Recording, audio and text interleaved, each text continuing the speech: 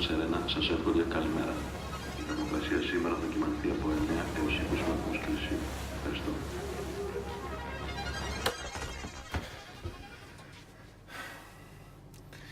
Είμαι ο καλύτερος.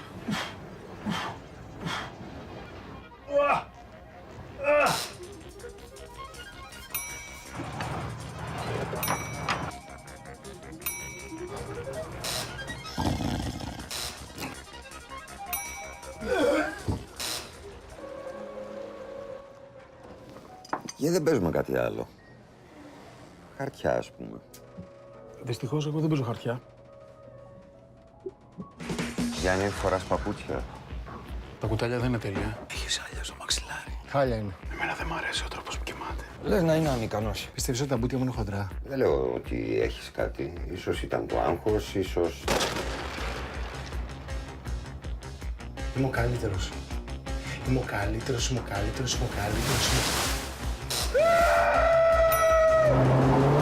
Βοήθεια! Πώς το καραβελώνεις? Σε 120 βαθμούς. Είμαι ο καλύτερος, είμαι ο καλύτερος, είμαι ο καλύτερος, είμαι ο καλύτερος. Ζητά συγγνώμη. Όχι. Δεν μπορώ, συγγνώμη, δεν μπορώ. Εγώ έχω τρελαθεί. Σας παρακαλώ πάρα πολύ, είναι πολύ. Είναι υπερβολή αυτό που κάνεις. Είναι σημαντικό για μένα.